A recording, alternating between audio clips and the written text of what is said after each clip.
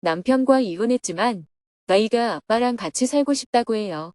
2023년 7월 14일 농사일 금요중 문직설.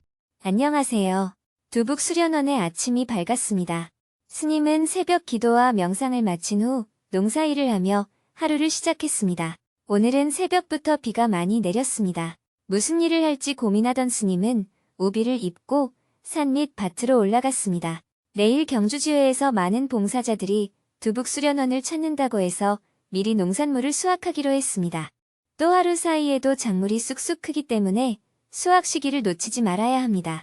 내리는 비를 맞으며 가지, 호박, 토마토, 오이를 땄습니다. 비가 내려 날은 선선했지만 우비 안은 금세 땀으로 젖었습니다. 이왕 비를 맞은 김에 풀도 한 줄 뽑을까?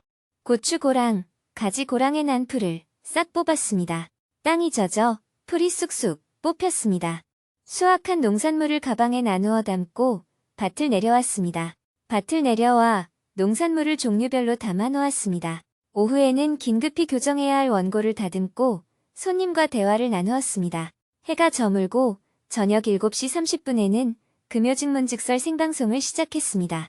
오늘은 6,400여 명이 생방송에 접속한 가운데 스님이 인사말을 했습니다. 요즘 장마철에 곳곳에서 비 소식이 들려오죠. 장마 기간이 긴 것도 예년과 다른 점인 것 같아요. 특히 집중호우가 곳곳에서 쏟아져서 많은 피해가 생겨나고 있는 것 같습니다. 우리나라는 보통 태풍 때 피해가 있지 장마철에는 큰 피해가 없었는데 이번에는 집중호우가 많이 쏟아져 피해가 많은 것 같습니다. 모두 비 피해가 없도록 안전에 신경을 써주시기 바랍니다. 저는 요즘 시골에 있으면서 매일 풀매기를 하고 있습니다. 동네 어르신들이 나이가 90이 넘고 돌아가시는 분도 생기다 보니 주변에 농사를 안 짓는 땅이 자꾸 생겨요. 제가 이곳에서 농사를 짓고 있으니까 동네 어르신들이 자꾸 빈 땅을 사용하라고 주시는데 저는 주는 대로 다 받거든요. 그런데 농사 담당자는 그게 너무 힘들다고 합니다. 그래서 제가 웃으면서 농사꾼이 땅이 생기면 좋아해야지 땅이 생겼다고 울상을 지으면 복이 도망간다 하고 농담을 했어요. 게다가 이번에 제가 동남아를 2달 갔다 왔더니 온밭이 풀밭이 되어 있었습니다. 그래서 농사 담당자에게 관리를 제대로 못한 것 아니냐고 물어보니까 땅이 많아서 그렇다고 해요. 한마디로 제 잘못이라는 얘기죠. 저 혼자서는 도저히 풀 매는 일을 감당하지 못해서 일주일 내내 주위 사람들에게 도움을 요청하다가 그래도 감당을 못해서 지난 주말에는 자원봉사자를 모집했더니 90여 명이 왔어요. 밭에 들어가서 90명이 풀을 뽑으니까 이웃집 할아버지가 소대 병력도 아니고 중대 병력이 왔네 하고 말씀하셔서 모두가 웃었습니다. 스님과 대중이 풀을 뽑는 영상을 함께 본 후 대화를 시작했습니다. 오늘은 4명이 사전에 질문을 신청하고 스님과 대화를 나누었습니다. 그중 한 명은 남편이 폭언과 술주정, 폭행을 일삼아서 이혼을 했는데 아이가 아빠랑 같이 살고 싶어 한다며 어떻게 하면 좋을지 답답한 마음을 이야기했습니다. 남편과 이혼했지만 아이가 아빠랑 같이 살고 싶다고 해요. 저는 현재 이혼을 하고 홀로 7살 남자아이를 키우고 있습니다. 친정 부모님은 두 분 모두 올해 남투병 후 돌아가셔서 저는 현재 세상에 도움받을 사람 하나 없는 처지입니다. 이혼 사유는 남편의 오랜 백수생활, 술주정, 음주운전, 폭행, 언어폭력, 저주, 분노조절장애, 심한 결벽증입니다. 결혼생활 동안 저는 고통 속에서 살았고 자살 시도를 3번이나 해서 중환자실에 실려갔지만 남편은 변하지 않았어요. 설득 끝에 남편은 정신과 검사를 받아 중증장애 확진을 받아 입원 치료 처방이 나왔지만 본인이 거부하여 입원 치료는 받지 못했습니다. 남편은 작년에 음주운전하고 접촉사고까지 낸 후 집에 들어와 아이 앞에서 저를 폭행했습니다. 그 후 남편을 경찰에 신고하고 접근금지 신청하였습니다. 남편이 이혼하지 않으려고 버텨서 우여곡절 끝에 힘들게 이혼하였습니다. 남편을 집에서 쫓아낸 지 10개월 정도 되었는데 다시 돌아오고 싶다고 메일을 보내고 사과하고 반성하고 회유하더니 이제는 자살하겠다며 저를 협박합니다. 지금은 쪽방에서 거지처럼 생활하고 있는데 혹시 남편이 자살할 것 같다는 두려움에 죄책감도 느껴집니다. 7살 아들은 아빠랑 엄마랑 셋이 살고 싶다고 하면서 우리 집은 왜 남들과 다르냐고 옵니다. 하지만 악마 같은 남편과 결코 다시는 함께 살고 싶지 않습니다. 저는 어떻게 해야 할까요? 남편과 같이 살고 싶지 않으면 같이 안 살면 되지. 뭘 그걸 큰일처럼 생각해요. 둘 다 성인이고 이혼도 이미 했잖아요. 같이 살고 싶으면 같이 살면 되고 같이 살기 싫으면 안 살면 돼요. 너무 심각하게 생각할 이유가 없습니다.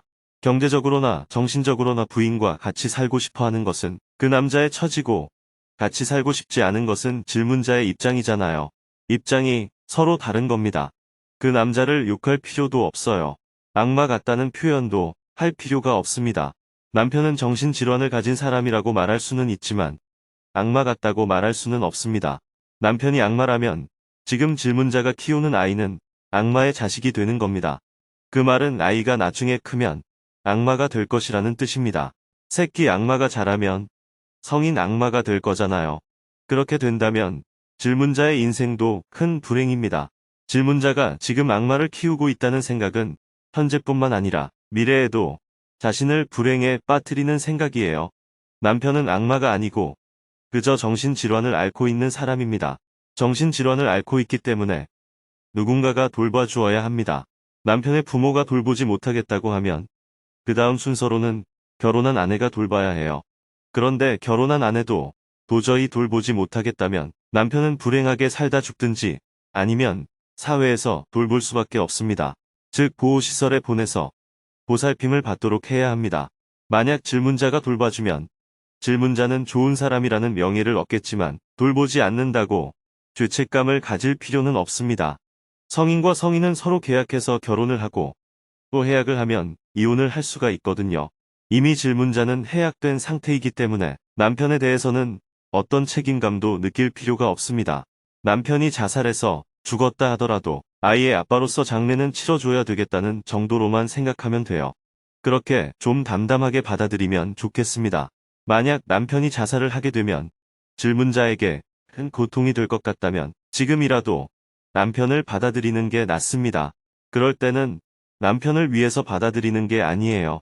남편을 안 받아들였을 때 내가 느끼는 죄책감이 더 고통스러운지 남편을 받아들여서 겪는 갈등이 더 고통스러운지 질문자가 계산해보고 결정하면 됩니다.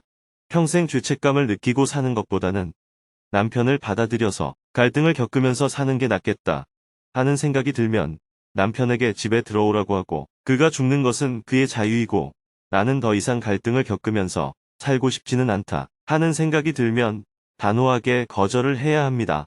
남편과 이미 이혼을 했기 때문에 단호하게 본인의 입장을 말하면 됩니다. 아이 아빠로서는 역할은 인정하지만 부부로서는 같이 살고 싶지 않다. 당신이 죽고 사는 것은 당신의 자유다. 하지만 나는 당신과 함께 살고 싶지는 않다. 아이는 내가 키울 테니 아이의 아빠로서 한 달에 한 번 아이를 만나는 것은 허용하겠다. 이렇게 남편에게 말하면 문제될 것이 없어요.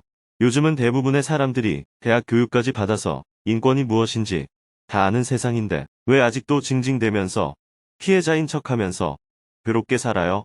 내가 그를 돌볼 의향이 있으면 돌보는 쪽으로 받아들이고 돌볼 의향이 없으면 안 돌봐도 됩니다.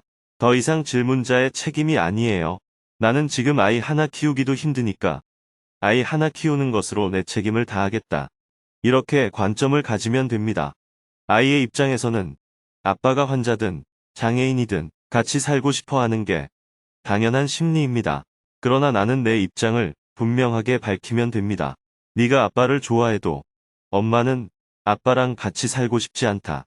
너의 아빠로서는 존중하지만 남편으로서는 더 이상 관계를 맺지 않기로 했단다.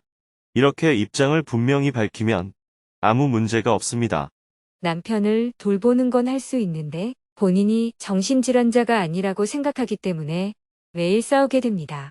남편만 본인이 정신질환자가 아니라고 생각하는 게 아니라 질문자도 남편을 정신질환자로 보지 않기 때문에 서로 싸우게 되는 겁니다. 남편을 환자라고 생각하면 싸울 일이 없어요. 그릇을 때려 부수면 또 발작을 했구나. 이렇게 생각하면 됩니다. 환자가 아니라고 생각하니 왜 그릇을 부수냐 하고 문제를 삼게 되는 거예요. 걷지 못하는 환자에게 왜 걷지도 못하냐 이렇게 얘기할 수가 없잖아요. 그런 것처럼 정신질환자로서 치료를 받으면 좋지만 치료를 안 받는 걸 어떻게 해요? 선택은 내가 해야지. 남편을 나무랄 이유는 없습니다. 네가 치료를 안 받으면 나는 너와 못 살겠다 하고 같이 안 살면 되지. 악마라고 욕할 필요는 없어요. 그 사람을 두고 내가 어떡할 것인지만 결정하면 돼요. 같이 살려면 환자라고 인식해야 합니다. 남편이 어떤 짓을 해도 발작을 했구나. 이렇게 받아들이고 나는 웃으면서 살 수 있어야 합니다. 그리고 내 아들도 아닌데 남의 아들을 내가 돌보면서 살게 뭐 있나. 이렇게 생각한다면 관계를 딱 끊으면 됩니다. 죄의식을 가질 필요도 없고 같이 살면서 상대를 욕할 필요도 없어요.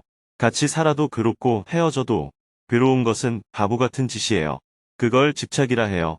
질문자는 지금 헤어져서 남편에게 사고가 생기면 죄책감을 가질 것이고 같이 살면 맨날 싸울 겁니다. 다른 길이 없잖아요. 수행은 헤어져도 괴롭지 않고 같이 살아도 괴롭지 않은 것입니다. 죽든지 살든지 그의 인생입니다. 같이 살려면 남편은 환자라고 생각해야 합니다. 무슨 짓을 해도 정신적으로 병들어 그런 것이니 불쌍하다 하면서 같이 살든지요. 질문자가 결정할 일입니다. 아들이 많이 예민해지고 유치원에서도 가끔 분노를 표출하기도 했는데 남편과 헤어지고 나서 10개월 동안 저와 살면서 성격이 많이 밝아졌습니다. 엄마와 아빠가 싸우는 모습을 안 봐서 그런 것 같습니다. 저도 안 싸우니까 너무 행복합니다. 일하면서 아이도 돌보고 집안일도 해야 해서 육체적으로는 힘들지만 정신적으로는 행복합니다. 앞으로 아이랑 살아갈 미래도 그릴 수 있어서 좋습니다. 그런데 남편이 자꾸 연락하고 협박하고 회유하고 자살하겠다고 해서 너무 힘듭니다. 차라리 딱 끊고 도망가서 숨어 살고 싶습니다. 그런데 아이는 아빠를 한 달에 한 번이라도 보길 원합니다. 남편과 인연을 끊을 수 없어서 고민입니다. 그런 식으로 남 핑계 댈 필요가 없어요. 전화하는 것은 그 사람의 자유잖아요. 전화가 오면 안 받으면 됩니다. 설령 전화를 받게 되면 얘기를 잠깐 나누면 됩니다. 욕을 하면 들어주면 되고 애원하면 듣고 나서 알았다. 그건 당신의 마음이고 나는 당신하고 같이 살기 싫다. 이렇게 얘기하면 됩니다. 다만 한 가지 조심할 것은 남편이 죽겠다고 할 때 그래 죽어라 이렇게 말하면 안 된다는 것입니다. 그렇게 말한다고 죽는 건 아니지만 그런 뒤에 죽어버리면 질문자의 책임이 돼요. 그래서 아무리 죽겠다고 해도 그래도 죽으면 안 된다. 이렇게 가볍게 얘기해 주는 게 좋습니다. 그래야 죽어도 남편의 책임이지 질문자의 책임이 안 돼요. 만약 남편이 죽으면 아이한테 한 소리 들을 각오는 해야 합니다. 아이가 크면 질문자 마음대로 할 생각을 하면 안 돼요.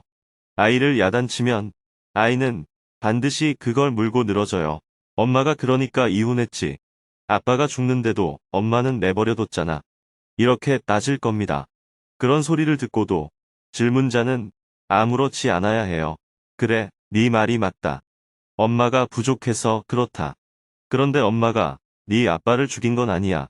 이렇게 말할 수 있어야 합니다. 아이가 지금은 질문자와 같이 지내면서 한편이 되어 있어 괜찮지만 나중에 커서 질문자와 싸우게 되면 반드시 아버지 문제를 끌어낼 겁니다.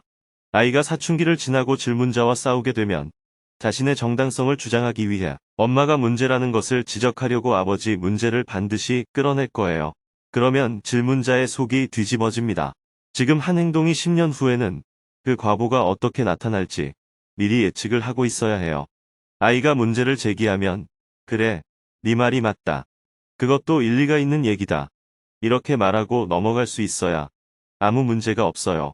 그때 질문자는 내가 너 키우느라 얼마나 고생했는데 네가 그따위 소리를 하냐 하면서 남편과 싸울 때처럼 아이와도 똑같이 싸울 가능성이 높아요.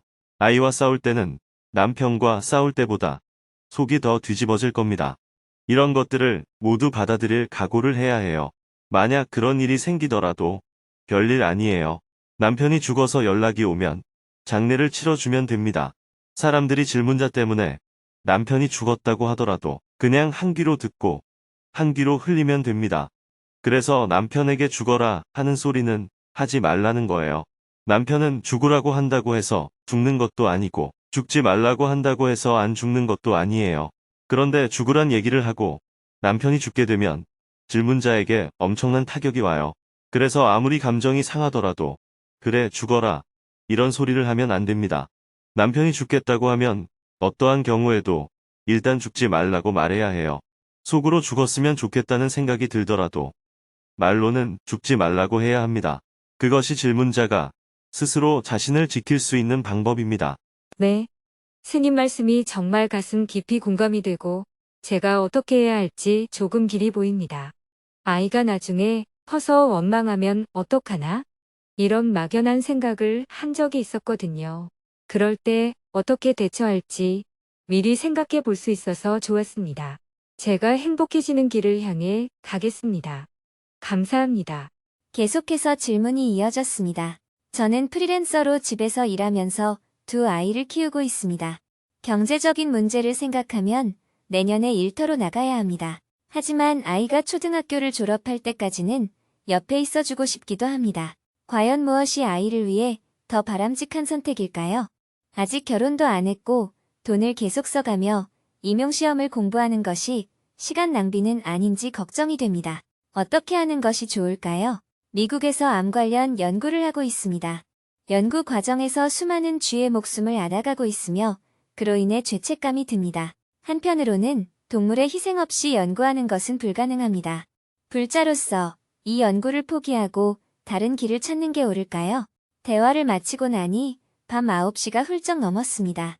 내일은 오전에 농사일을 한 후 행복학교 특강을 생방송하고 오후에는 평화재단 통일의 병들을 위해 증문즉설 강연을 할 예정입니다.